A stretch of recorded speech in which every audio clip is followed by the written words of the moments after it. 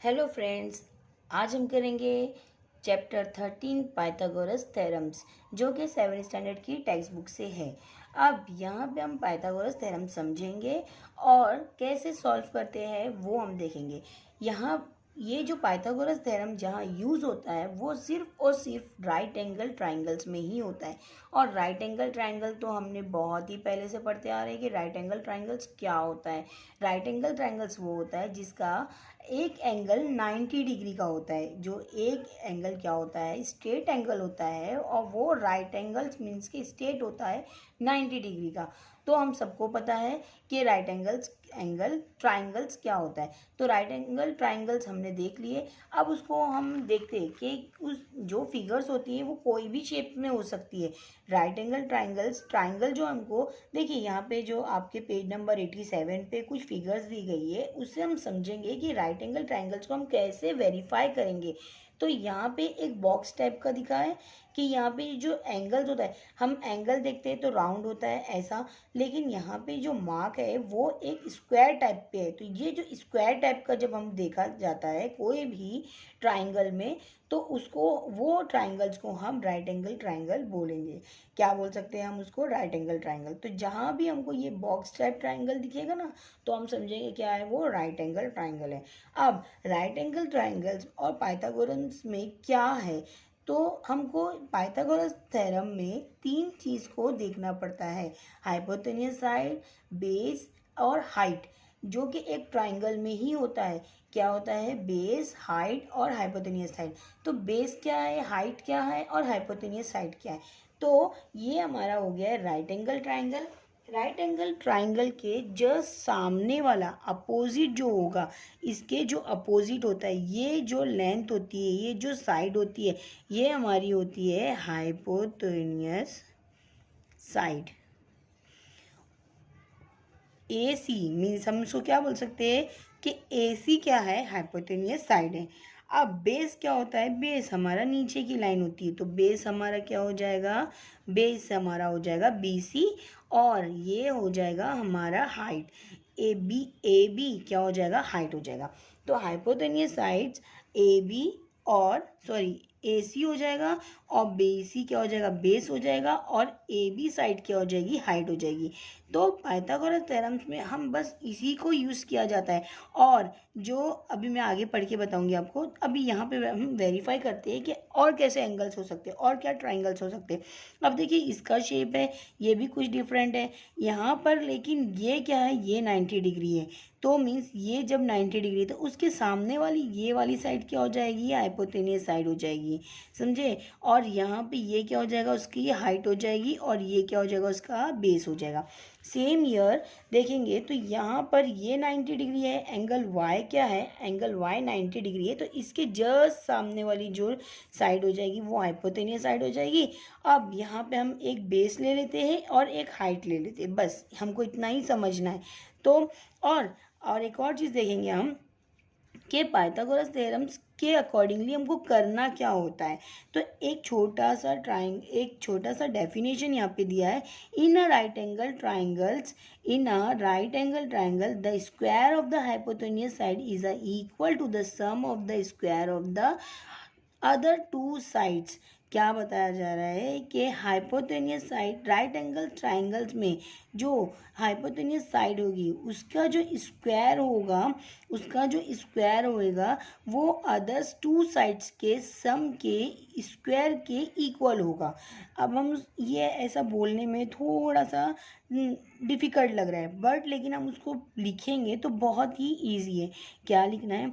क्या है? Right angle triangles में जो हाइपोटेन्यूस साइड है उसका स्क्वायर अदर टू साइड के स्क्वायर के इक्वल होगा। अब हम इसको देखते हैं, ये क्या है इसका मतलब।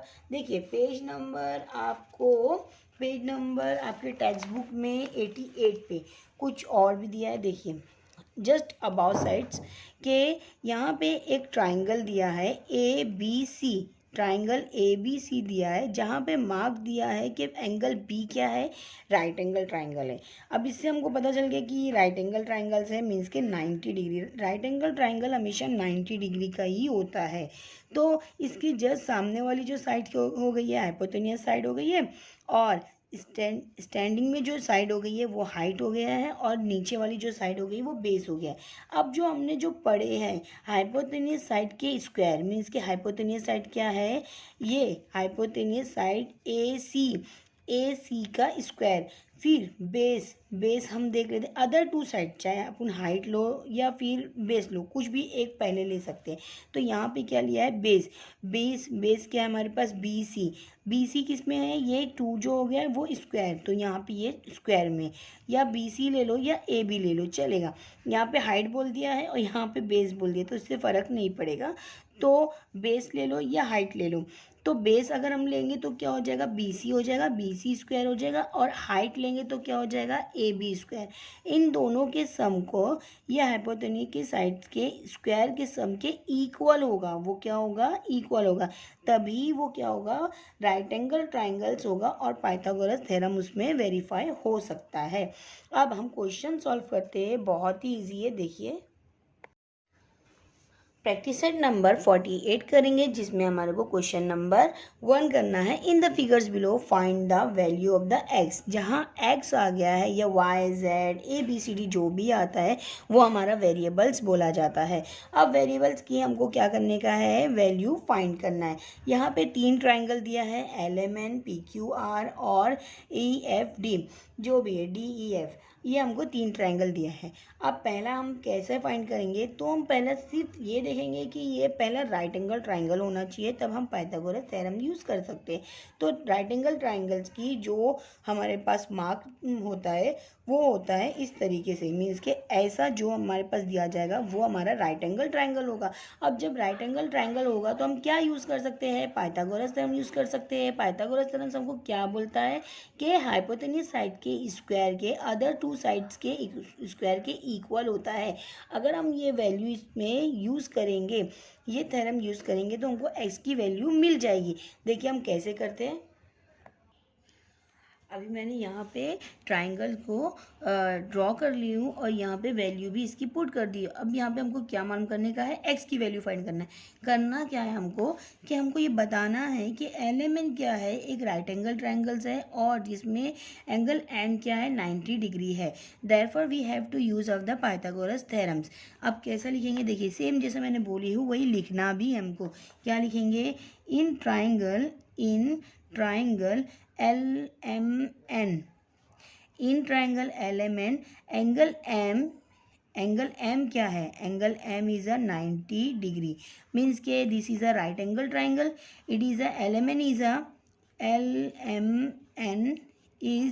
अ राइट एंगल ट्राइंगल। ये हमने लिख दिए, ये हमारा राइट एंगल ट्राइंगल है।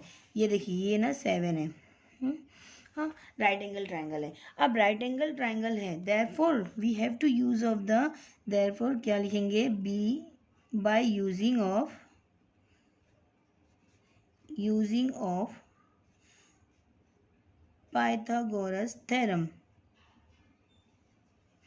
पाइथागोरस थ्योरम, हम पाइथागोरस थ्योरम यूज़ करेंगे। अब पाइथागोरस थ्योरम हमको क्या बोलता है, पाइथागोरस थ्योरम हमको बताता है कि जो हाइपोटेनियस साइड होती है, हाइपोटेनियस साइड मीन्स के एच वाई पी लिख देती हूँ मैं, हाइपोटेनियस साइड, उसका स्क्वायर अदर 2 साइड्स के, मीन्स के बेस के और प्लस स्क्वायर और उसके हाइट के स्क्वायर के इक्वल होता है।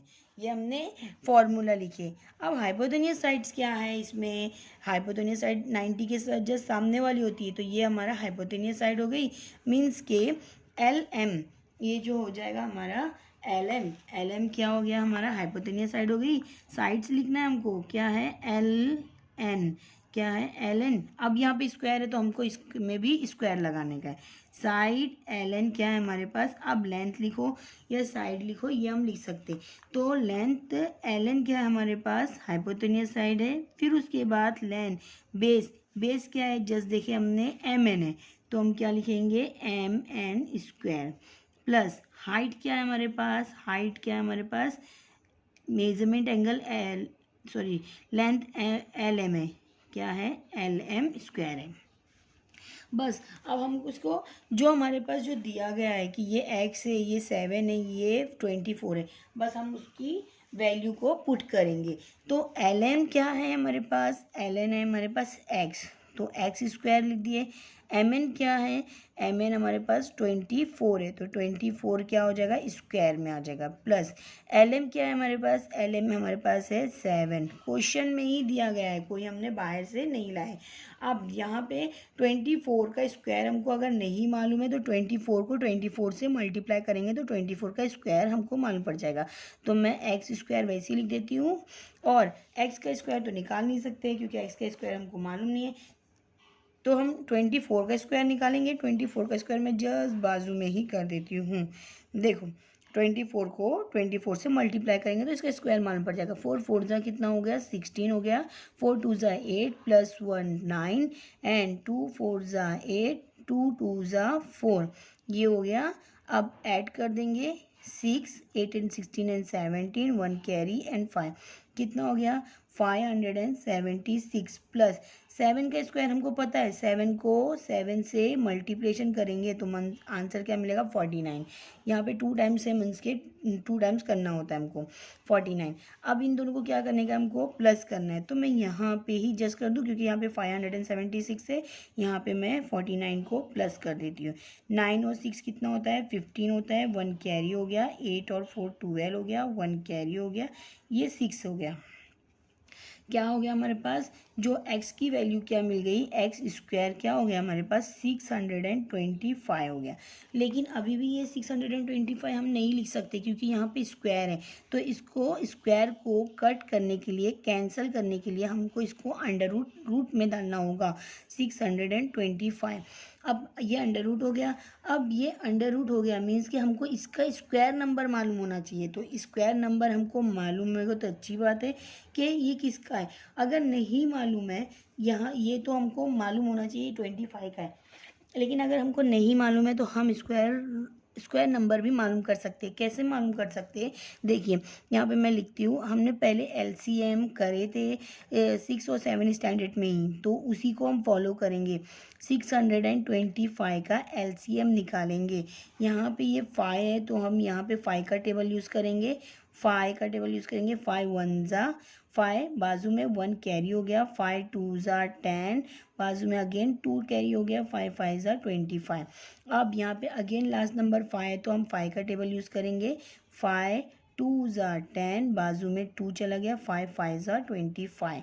नेक्स्ट फिर से हम कौन सा टेबल यूज़ करेंगे, 5 का टेबल यूज़ करेंगे। 5 5 जा 25, फिर हो गया 5 का टेबल यूज़ करेंगे। 5 1 जा 5, ये कितने टाइम्स है, 2 टाइम्स है, 4 टाइम्स है। तो अगर हम इसको मल्टीप्लिकेशन करते हैं तो कैसा करते थे, एलसीएम कैसा निकालते थे, 5 इंटू कितने टाइम्स है, यहाँ पे 2 टाइम्स है, तो ये क्या हो जाएगा। अगर मैं इसको भी लिखूँगी तो भी चलेगा, लेकिन आपको डायरेक्ट करना होता है। इसको कैसा करना है, 25 डायरेक्ट लिखना होता है, लेकिन हम इसको अगर मैं लिखूँ तो 5 इंटू 5 इंटू 5 इंटू 5, ये पैर्स हमारा बन गया है, 2 2 का पैर्स बन गया। अब ये पैर्स हम क्या कर सकते हैं, स्क्वायर के बाहर निकाल सकते हैं। स्क्वायर रूट के बाहर जब आता है तो वो 1 टाइम हो जाता है, तो ये 1 टाइम हो गया और ये वाला भी 1 टाइम हो गया।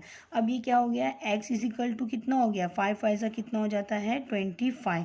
मीन्स x की वैल्यू क्या मिल गई हमको 25, और यही वैल्यू कौन सी है, ln की है, जो कि हमारा हाइपोटेनियस साइड है। हम इसको इस तरीके से भी लिख सकते हैं कि हाइपोटेनियस साइड इज आ 25। हम नेक्स्ट क्वेश्चन इसी के जैसा है, सेम एज इट इज है। हमको क्या करना है उसमें भी यही फॉलो करके आंसर निकालना है। देखिए नेक्स्ट क्वेश्चन के लिए हमारे पास जो फिगर है, मैं पहले फिगर ड्रॉ कर लेती हूँ। देखिए यहाँ पे मैंने फिगर को ड्रॉ कर दी। यहाँ पे जो क्यू एंगल है, ये क्यू एंगल क्या है हमारे पास 90 डिग्री का, मीन क्या हाइपोटेनियस साइड कौन सी हो जाएगी मेरी, ये हो जाएगी। हाइपोटेनियस साइड ये हो जाएगी, अदर 2 साइड्स ये हो जाएगा।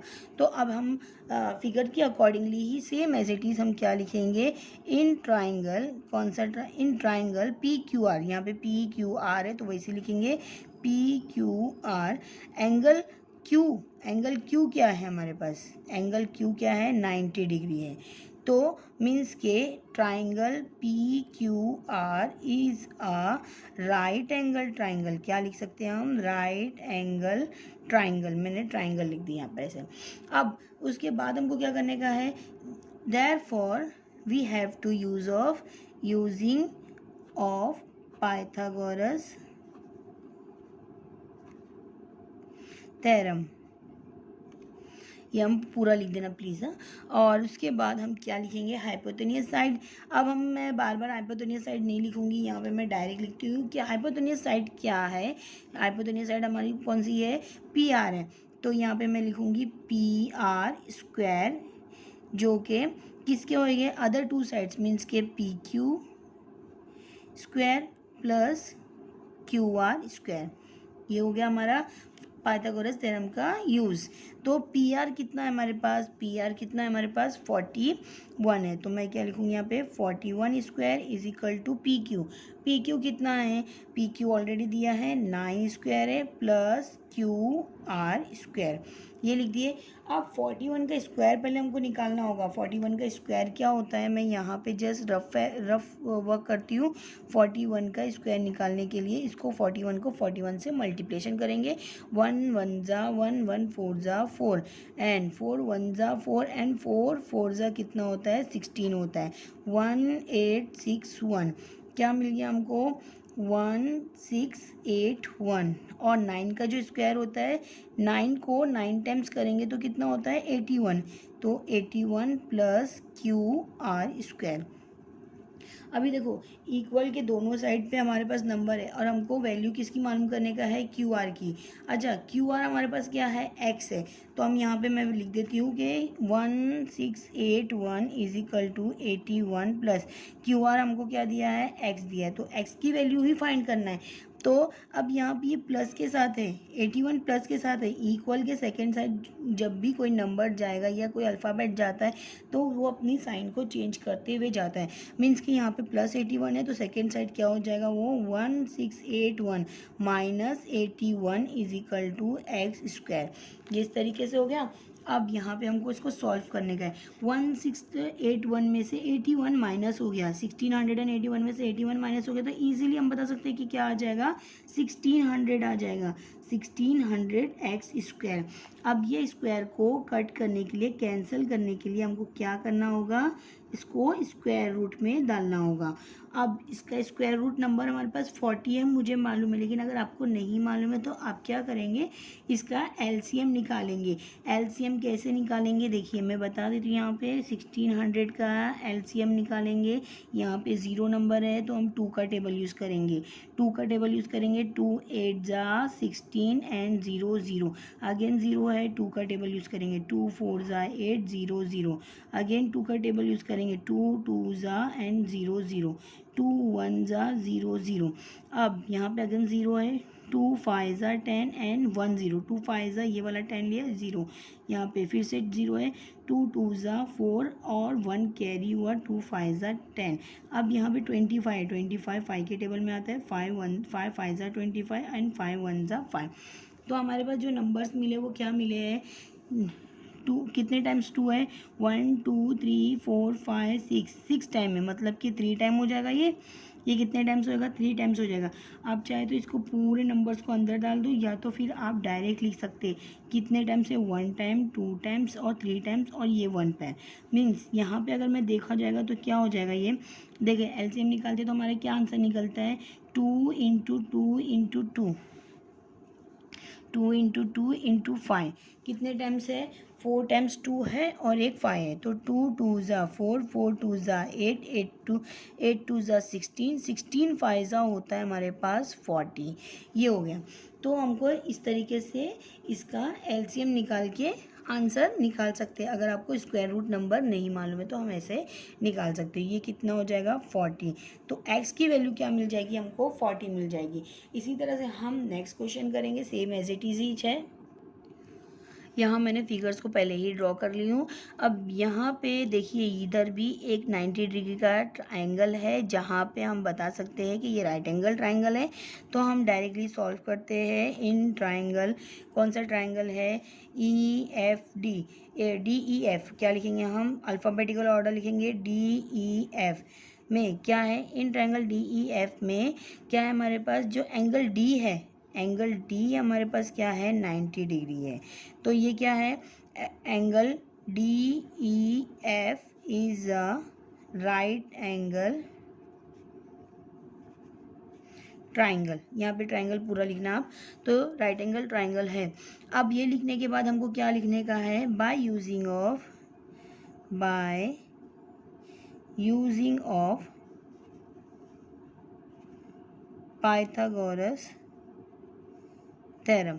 यहाँ पे पाइथागोरस का थ्योरम का यूज़ करना है। पाइथागोरस थ्योरम हमको क्या बोलता है? हाइपोटेनियस साइड का स्क्वायर 90 के सामने वाला जो साइड होता है वो क्या होती है? Hypotenuse side. मीन्स के EF स्क्वायर में आएगा EF square is equal to other two sides. Other two side means कौन सी होएगी? दोनों में से कोई से भी ले सकते। पहले DE ले लो पहले, या DF ले लो, प्लस EDE हो जाएगा ये वाला। अब जैसी वैल्यू दी गई है वैसी वैल्यू पुट कर देते हैं हम। EF कितना है? EF हमारे पास 17 है, 17 का स्क्वायर लिख दिए। DE कितना है हमारे पास? 8 का स्क्वायर लिख दिए, प्लस DE हमको पता नहीं है तो हम उसको वैसे ही लिख दिए।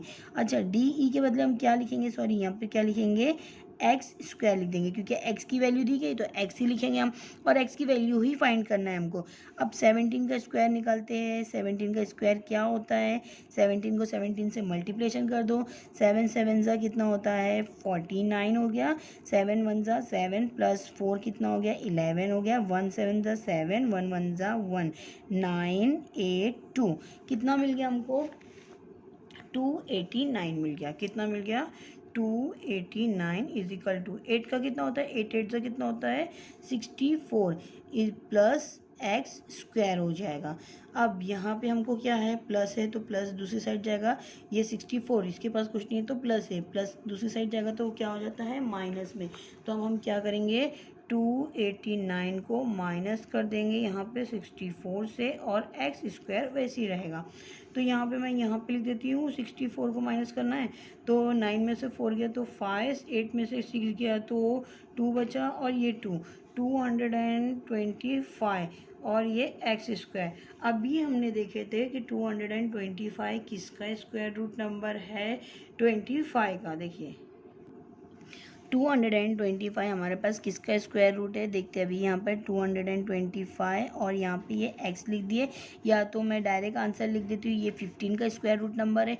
अगर आपको चाहिए तो आप यहाँ पे इसका LCM निकाल सकते हैं। LCM निकालने के लिए हमको क्या करना पड़ेगा?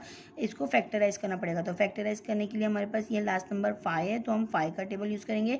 5 4 ज़ा हो जाता है 20, और 2 बाजू में गया 5 5 ज़ा 25। फिर से 5 का टेबल यूज़ कर सकते हैं। 5 के टेबल में ये आता है 5 9 ज़ा 45, और अब यहाँ पे 9 है तो 3 का टेबल यूज़ करेंगे। 3 3 ज़ा 9 एंड 3 1 ज़ा। यहाँ पे हमको क्या मिला?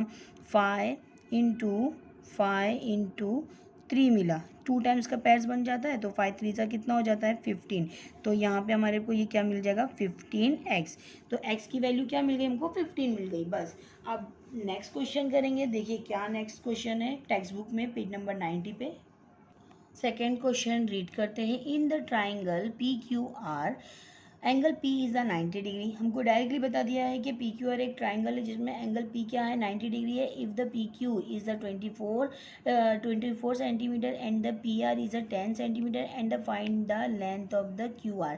बहुत ईजी है, ये खाली हमको वर्ड्स में दिया है, इसको भी हम सॉल्व कर सकते हैं सेम एज इट इज जो हमने पहले वाले क्वेश्चन में करे हैं। एक ट्राइंगल हम ड्रॉ कर देते हैं जो कि 90 डिग्री का होना चाहिए, मीन्स कि राइट एंगल ट्राइंगल होना चाहिए।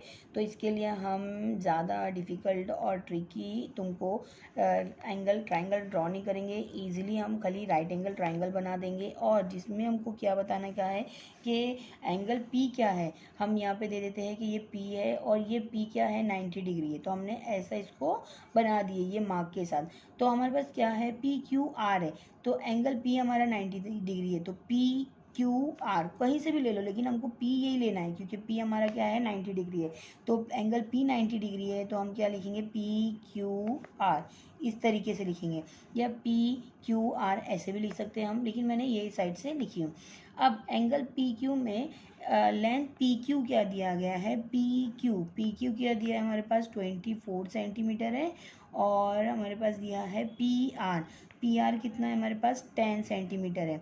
हाँ, अब हमको क्या फाइंड करने का है, मेजरमेंट क्यू आर, मीन्स के क्यू आर ये फाइंड करना है इनको, मीन्स के हाइपोटेनियस साइड फाइंड करना है। बहुत इजी है, जैसे हमने पहले ड्रॉ करे थे वैसे ही हम बता देते हैं कि क्या दिया है, पी क्यू आर एक क्या है, पी क्यू आर यहाँ पे मैं लिख देती हूँ कि इन triangle P Q R angle P Q are में क्या है, एंगल पी क्या है हमारे पास 90 डिग्री है। देयरफॉर क्या है, एंगल पी 90 डिग्री है, इसलिए ये क्या है, इन triangle P Q R is a right angle triangle. ये मैं आपको ऐसा लिख दी, राइट एंगल ट्राइंगल है। तो हम क्या यूज़ करेंगे, by using of, same as it is मैं लिख रही हूँ, by using of Pythagoras theorem. ये लिखे, पाइथागोरस थ्योरम सबको क्या बताता है कि हाइपोटेनियस साइड क्या होना चाहिए यहाँ पे, देखिए यहाँ पे हाइपोटेनियस साइड क्या है, पी आर क्यू है, तो हम लिख देते हैं यहाँ पे आर क्यू, या फिर आर क्यू है, क्यू आर लिखते हैं क्योंकि हमारे क्वेश्चन में क्यू आर है, तो मैं क्यू आर लिखती हूँ, आर क्यू लिखेंगे तो थोड़ा डिफिकल्ट हो जाएगा। और लेंथ दिया गया तो इसके लिए लेंथ मैंने डाल दी, तो आर क्यू आर हमको मालूम करना है, तो और ऑलरेडी हमको क्यू आर हमारा हाइपोटेनियस साइड ही है, तो क्यू आर लिखिए जो स्क्वायर में आ जाएगा। और अदर टू साइड क्या है हमारे पास, length of the P Q है स्क्वायर में, प्लस दूसरी कौन सी है, क्यू पी आर है, length of the P R है जो कि स्क्वायर में हो जाएगा।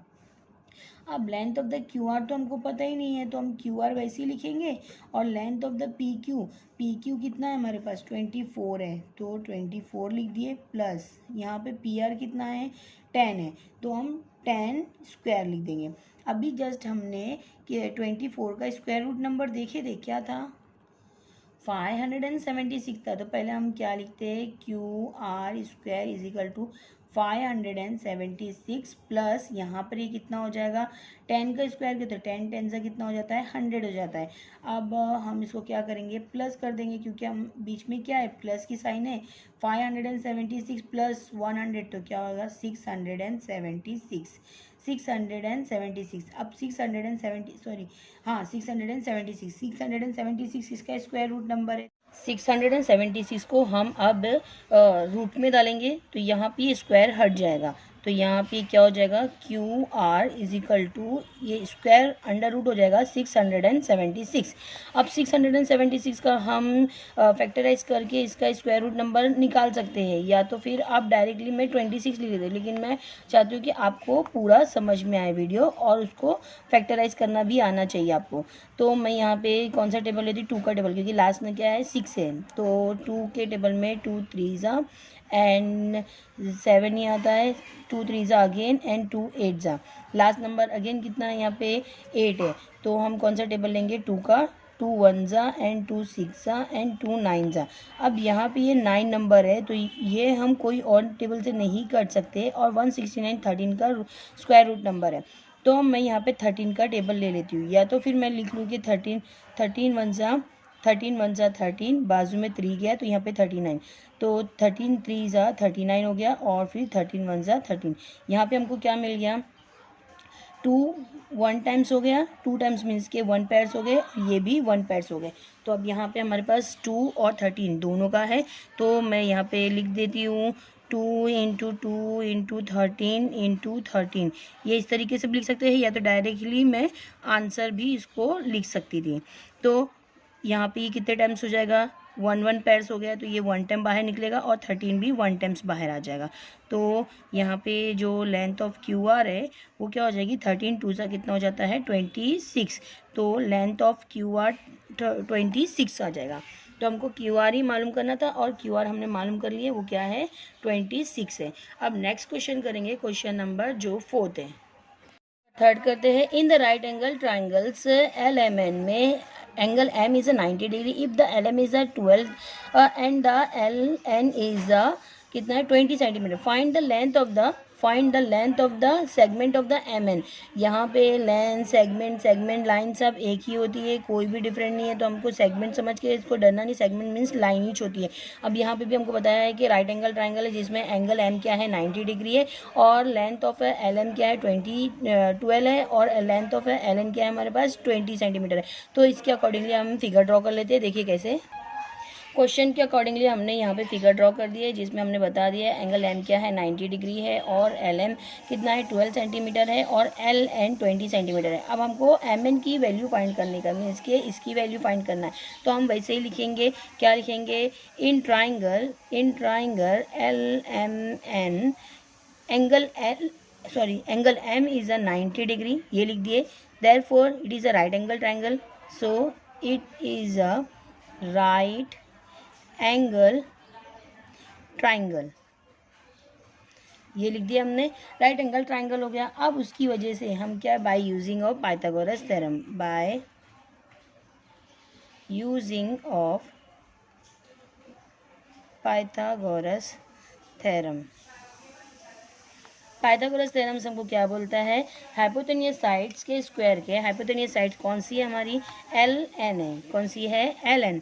तो length of L N square is equal to length of, क्या हो जाएगी, length of L M square plus हो जाएगा length of M N square.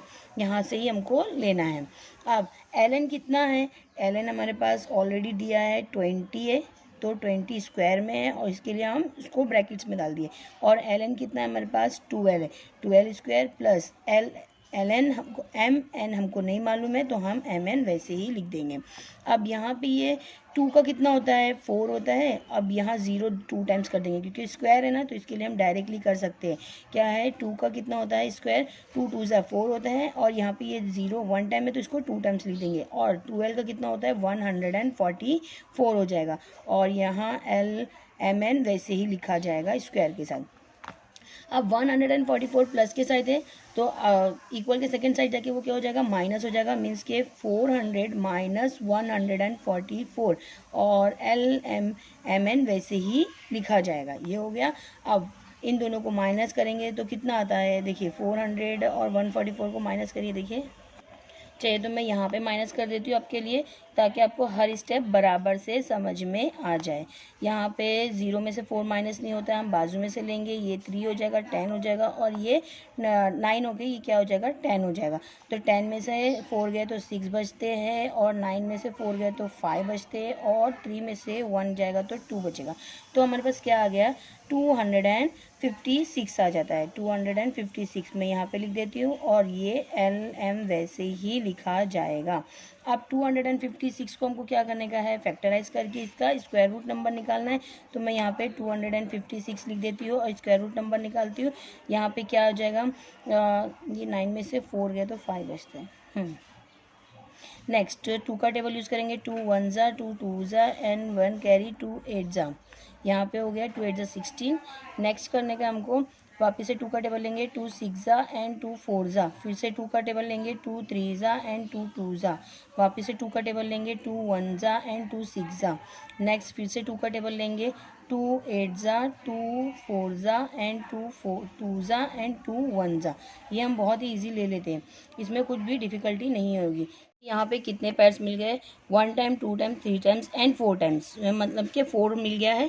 तो हम इसको अंडर रूट लिख देते हैं कितने टाइम से, 1 2 3 एंड 4, यहाँ पे वैसे ही लिखेंगे। अब ये अंडर रूट डाल दिए तो हमको यहाँ पे क्या करना पड़ेगा, यहाँ पे स्क्वायर को कैंसिल कर दीजिए, मीन्स कि ये कैंसिल करने के लिए हम अंडर रूट में डालते हैं। तब यहाँ पे जो पैर्स यहाँ पे कितने टाइम से यहाँ पे पूरा हमको लिखना पड़ता है और फिर उसके बाद हमको इसको बाहर निकालना होता है। तो मैं यहाँ पे इसको और बढ़ा देती हूँ ये इस तरीके से। तो अब ये पैर्स बाहर निकलेगा, पूरा 8 टाइम्स है। 8 टाइम्स को हमने यहाँ पे कितने टाइम्स निकालेंगे, 4 टाइम्स हो गया। ये 4 टाइम्स निकल गया, 2 2 ज़ा 4, 4 2 ज़ा 8, 8 2 ज़ा 16, मीन्स के ये किसका है, स्क्वायर रूट नंबर किसका है, 256, 16 का है। तो यहाँ पे हमने एम एन क्या लिख दिए, 16 लिख दिए।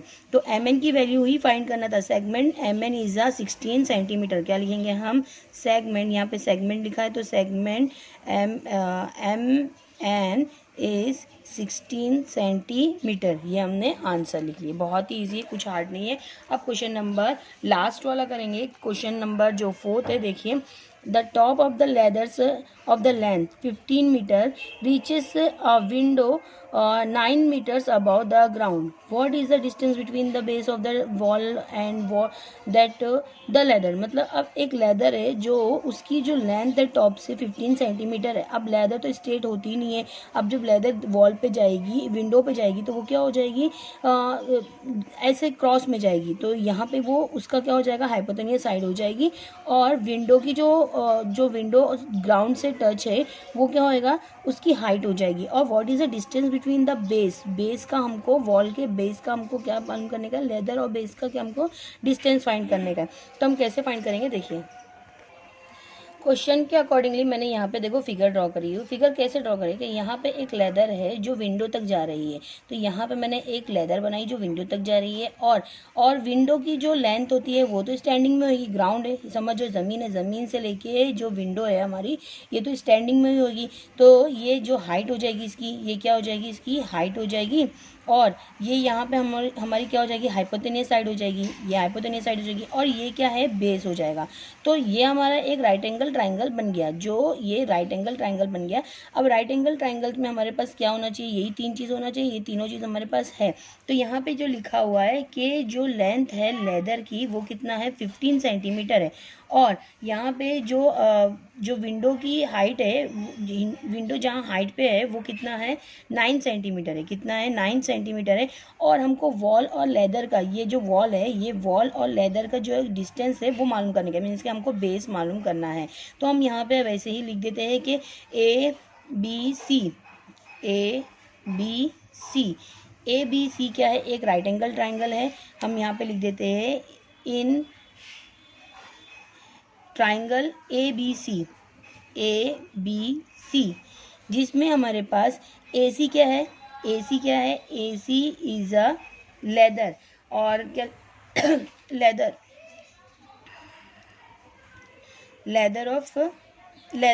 ए सी इज अ लेदर।